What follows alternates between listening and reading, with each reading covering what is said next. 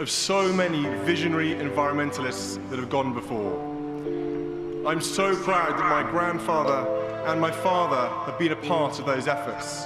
And I'm in awe of people like the great Sir David Attenborough, who look at the beauty and power of our Earth. Something shifted behind the closed doors of Buckingham Palace last week, and those who noticed couldn't quite believe what they were seeing. Prince William walked into a private meeting with senior officials composed, prepared for another routine discussion. But what happened inside that room changed everything. The conversation lasted less than an hour, yet when he emerged, sources say his face carried the weight of a man who'd just been told his entire future had been rewritten. Within 24 hours, the palace issued a statement that sent shockwaves through Britain and beyond. For me, over the last few years, the urgency and the positivity, particularly the positivity around the debate, has been missing. It's been very negative. For months, people had been whispering, speculating, piecing together clues that something was brewing. Now those whispers have been validated in the most official way possible. Palace officials have confirmed what William feared most, and the heartbreaking reality is that there's no going back. This isn't just another chapter in royal history. This is the moment everything changes for the future king. Stay with us as we reveal exactly what was confirmed, why it matters so deeply, and what this means for Prince William's life from this day forward. The meeting that changed everything. Nobody expected that particular Tuesday morning to be any different from the dozens that came before it.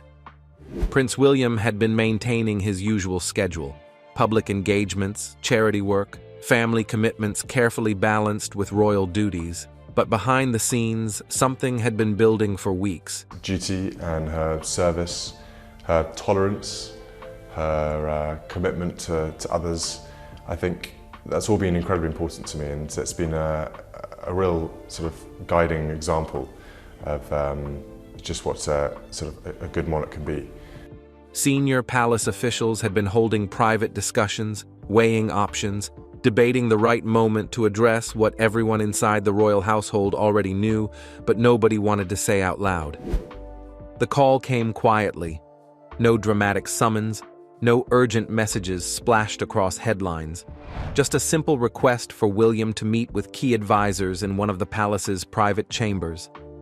Those who saw him arrive said he seemed calm, perhaps even expecting another strategic planning session about upcoming tours or public relations matters. What he walked into was something entirely different. The officials didn't waste time with pleasantries.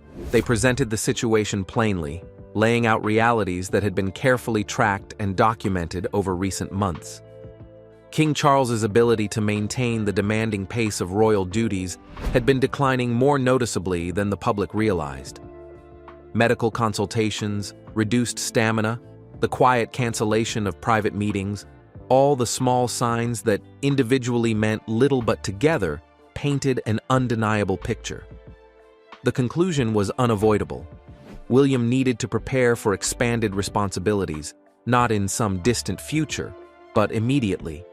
For William, this wasn't entirely shocking news. He'd sensed the changes, noticed his father's fatigue, and seen the concerned glances exchanged between palace staff. But hearing it confirmed officially, understanding that the transition was no longer theoretical but actively underway, that hit differently. Sources close to that meeting describe a moment of profound silence after the briefing concluded. William asked a few measured questions, his voice steady, but his expression revealing the emotional earthquake happening beneath the surface. By the time he left that room, the informal understanding had become an official reality. The palace communications team was already drafting the statement that would go public within hours. There would be no more pretending, no more careful dodging of questions about succession planning.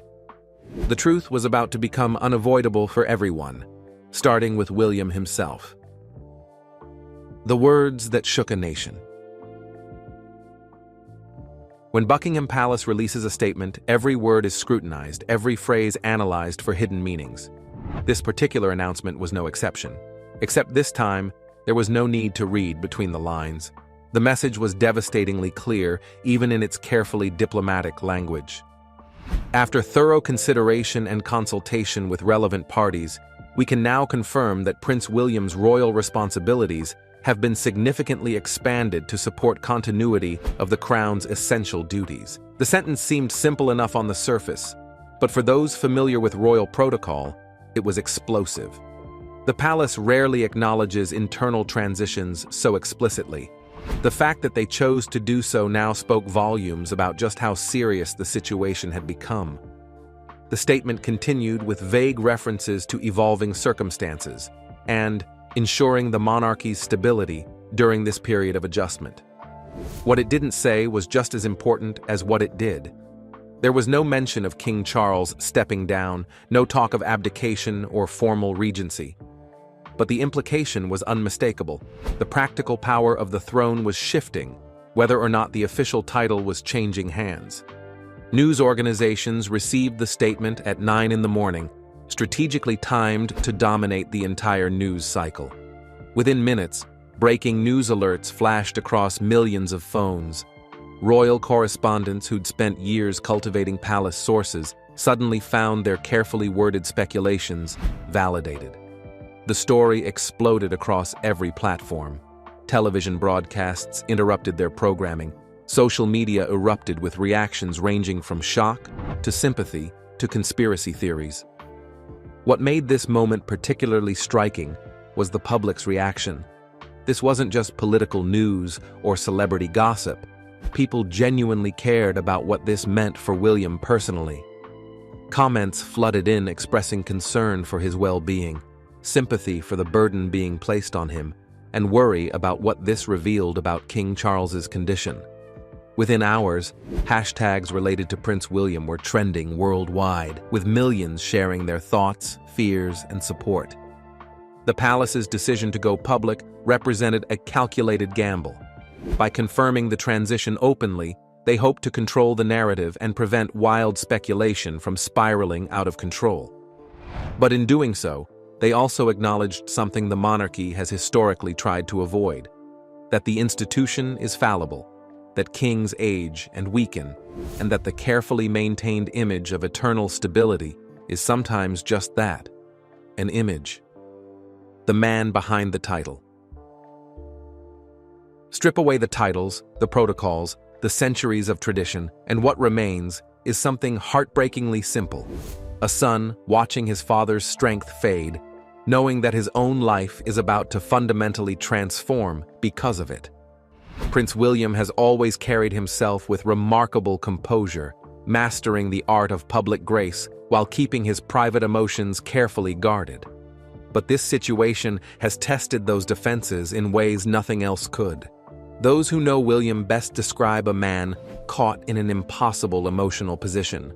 He loves his father deeply, has always respected the weight of King Charles's lifelong preparation for the throne. Watching that reign potentially cut shorter than expected brings genuine grief. Yet simultaneously, William must prepare himself mentally and emotionally to step into shoes he'd hoped to avoid for many more years. There's no handbook for processing that combination of loss, duty, and inevitability. The timing makes everything harder. William's children are still young. Prince George is barely into his teens, while Charlotte and Louis are even younger. William remembers with painful clarity what it was like to grow up under intense public scrutiny, to lose his mother at 15 and have his grief broadcast to the entire world. He's fought desperately to give his children something he never fully had: a relatively normal childhood with space to develop away from constant cameras and expectations. This new reality threatens all of that. As William's role expands, his visibility increases, and by extension, so does the spotlight on his family. George, as second in line to the throne, will face even more intense focus. The protective barrier William tried so carefully to build around his children is crumbling, and there's nothing he can do to stop it. Behind palace walls, the emotional toll has become increasingly visible to those who work closest to the prince. His schedule has become brutal. Days that start before sunrise and stretch long past midnight, packed with briefings, diplomatic meetings, public appearances, and private consultations. Staff members describe a man who's always been hardworking, becoming almost relentless in his commitment, as if throwing himself into the work might somehow make the emotional reality easier to bear. Catherine has become his anchor during this storm. She's reduced her own public schedule, focusing more energy on supporting William privately and maintaining stability for their children. Those close to the couple describe quiet evenings at Adelaide Cottage, away from the grand palaces and formal settings, where William can briefly set down the weight he carries and just be a husband and father. But even those moments are tinged with awareness that their private world is shrinking as public demands grow. There have been phone calls with Prince Harry, awkward and brief, but significant. Despite years of tension and bitter public disagreements, this moment has reminded both brothers of their unique shared experience. Prince William and Prince Harry are two of the world's most famous brothers. Growing up, they were very close, with few others able to understand their fishbowl existence. They alone understand what it means to be born into this particular situation. To have your life's trajectory determined before you could walk. The conversations haven't healed their fractured relationship, but they've created small openings in the walls both men built between them. The royal family's hidden struggle.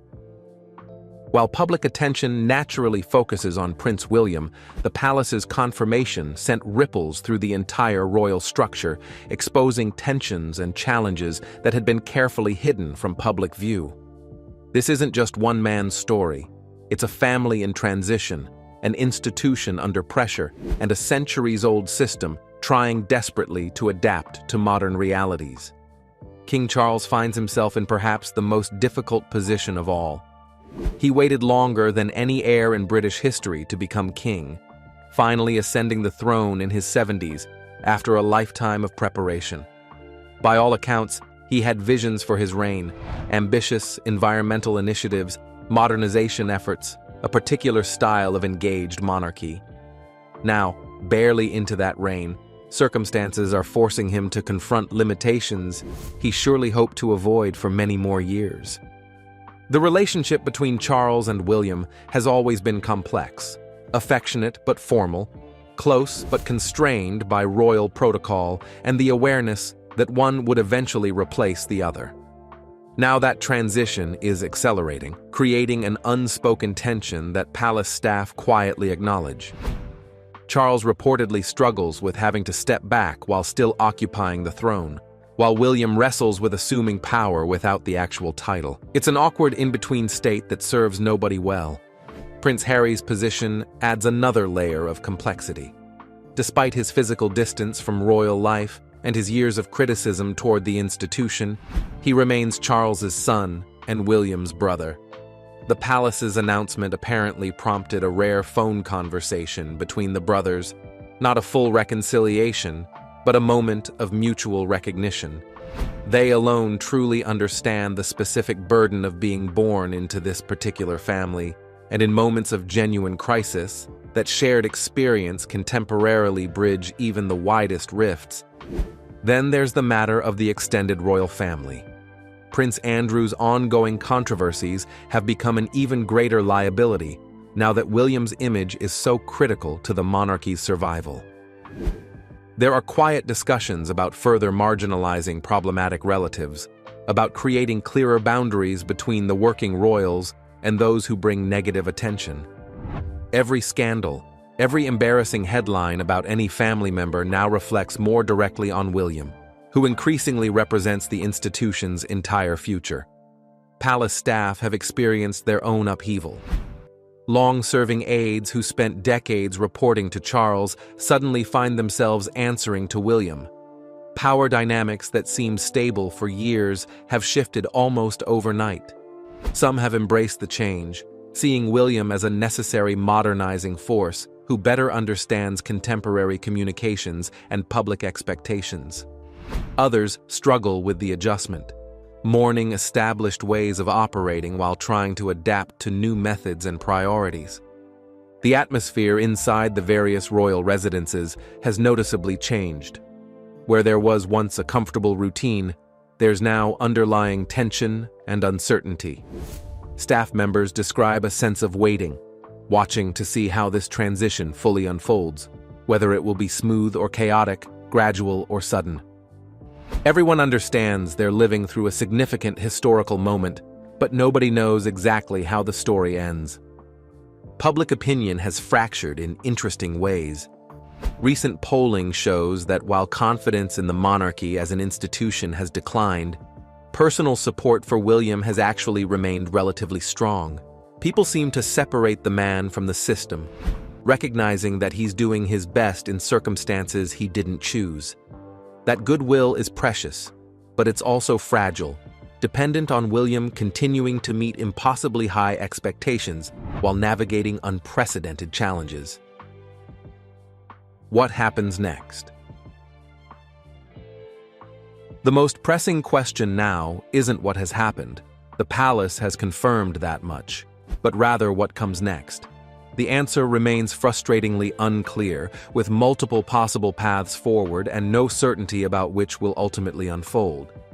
Palace insiders suggest the coming months will be absolutely crucial in determining not just William's role, but potentially the entire future structure of the British monarchy.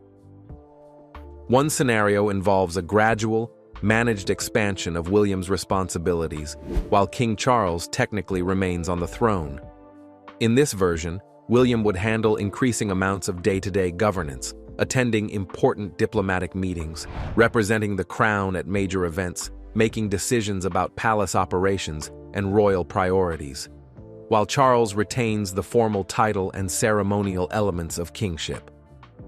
This approach minimizes public shock and maintains surface continuity, but it creates a potentially confusing situation about who actually holds power. A more formal option would involve establishing an official regency, where William would be publicly recognized as exercising royal authority on his father's behalf. This has historical precedent and would provide legal clarity and honest acknowledgement of the situation. Such an arrangement would require delicate constitutional maneuvering and carry significant political and emotional weight. For King Charles, accepting such an arrangement would mean publicly acknowledging limitations he likely hoped to avoid. The third possibility is the one nobody wants to discuss, but everyone quietly considers: that circumstances might change suddenly, forcing a more rapid and complete transition than currently planned. Plans certainly exist for such contingencies, but the reality of implementing them would be emotionally wrenching for the family and politically complex for the institution. Regardless of which path ultimately unfolds, certain changes are already clearly in motion. William's team has been significantly reorganized over recent weeks, with several key positions either replaced or newly created. People with expertise in crisis communications and strategic messaging have been brought in, suggesting the palace is preparing for continued intense public scrutiny. His official schedule shows a marked reduction in international travel, focusing instead on domestic stability and relationship building with government officials and other key institutional figures. Perhaps most significantly, there are indications that William is beginning to assert his own vision for what the monarchy should be. Those close to him describe a prince determined to modernize the institution, not by abandoning tradition entirely, but by thoughtfully discarding outdated elements while strengthening core functions that maintain public support. He reportedly wants the monarchy to be more directly engaged with contemporary social issues, more transparent in its operations, and more efficiently structured. Security arrangements around William have been notably enhanced, reflecting his elevated status and increased visibility. His protective detail has expanded, protocols for his movements have been updated, and coordination with government security services has intensified. These aren't just bureaucratic adjustments, they're practical acknowledgments that William's importance to national stability has fundamentally increased. For William personally, those close to him say the immediate future looks demanding beyond anything he's previously experienced. He's determined to prove himself worthy of the responsibility, to demonstrate that he can carry this immense weight without breaking under it. Friends describe someone who's always been serious about duty becoming almost consumed by it, working relentlessly while trying to maintain some semblance of normal family life. This isn't just another dramatic chapter in royal history destined to be forgotten once the news cycle moves on. What we're witnessing represents a genuine turning point, a moment when centuries of tradition collide with contemporary reality, and one man finds himself standing squarely at that collision point, bearing weight that nobody should have to carry alone. Prince William didn't campaign for this moment. He didn't scheme or manipulate circumstances to accelerate his rise to power. The burden has been placed on him by forces entirely beyond his control. His father's declining health, the relentless machinery of hereditary succession. King Charles smiled and waved to crowds this morning, a day after spending time in hospital dealing with side effects from his cancer treatment. And ultimately, the simple fact of his birth. There's something profoundly unfair about that, a tragic dimension that transcends politics and touches something deeply human. The palace's confirmation wasn't merely an administrative update. It was an admission that the future everyone thought lay comfortably distant has rushed forward with unexpected speed, that plans carefully laid for gradual transition are being compressed by circumstances nobody can fully control. In confirming William's expanded responsibilities, the palace essentially acknowledged that the next chapter of monarchy has already begun, whether or not the current chapter has properly concluded.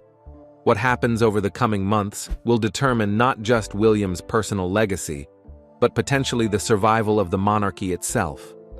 If he can rise to meet these extraordinary challenges, maintaining public confidence while grieving privately, modernizing the institution while respecting tradition, leading effectively while remaining relatable, he might successfully navigate the monarchy through its most difficult transition in generations.